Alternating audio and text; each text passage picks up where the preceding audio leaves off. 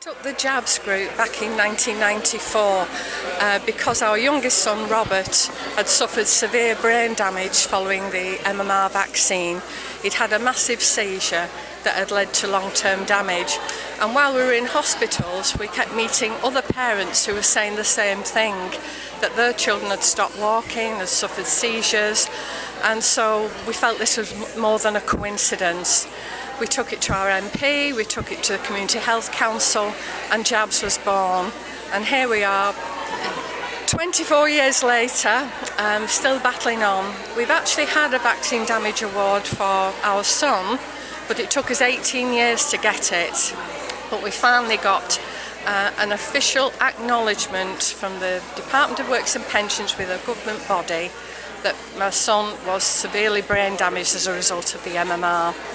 But it's a long uphill battle, and what we've been trying to do is to make other parents aware of what choices they've got and perhaps a safer route to go down for the sake of their children. My name is Joanne Anderson. I have a son called Joseph Anderson. He was vaccine damaged at 17 months. He'd had a very bad reaction to the 3-month jabs, but when he had his MMR at 17 months, within 20 minutes of the MMR he became very poorly, high-pitched screaming. Over the next 2 weeks he disappeared completely into autism. He was not walking, talking, and he completely disappeared.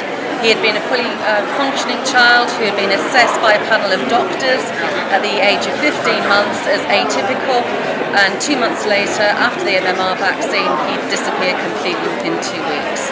That's my testimony, and people need to listen. Well, we had a son called George Fisher. He died 10 days after his MMR vaccine at 18 months old. He had a fit in the night, and unfortunately passed away in the night of that fit.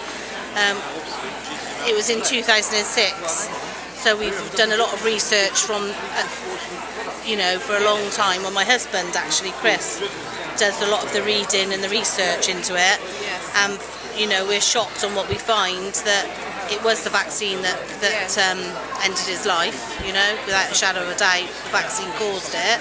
He was a healthy boy, 9-pound born, breastfed for 12 months, had his MMR vaccine, and then he died, 10 days after, and he did have a fit. George was just healthy, normal, just doing everything that he should be doing, playing football with his dad in the front room the night before, and then wake up and he's had a massive fit. What kind of fits? He was prone to febrile convulsions because he'd had one before, a few months before. So they should have red flagged it really and said, hang on a minute, we know vaccines raise temperature, and George has had a febrile convulsion before. Let's have a look, let's monitor him when he has this vaccine, because that's what they should have done. He should have been hospitalised and monitored. They didn't even mention to me or say it was a concern for him to have his vaccine. So they've let us down that way, knowing that George was prone to febrile convulsions anyway. We vaccinated him, and within 2 weeks he lost all speech. He started playing repetitively. He started screaming. He lost all the words that he knew. He'd have a bright red face. He wouldn't sleep at night. We had a newborn baby, but she was fine. She was sleeping. He wouldn't sleep at night. Bright red face. And then he started chewing everything frantically.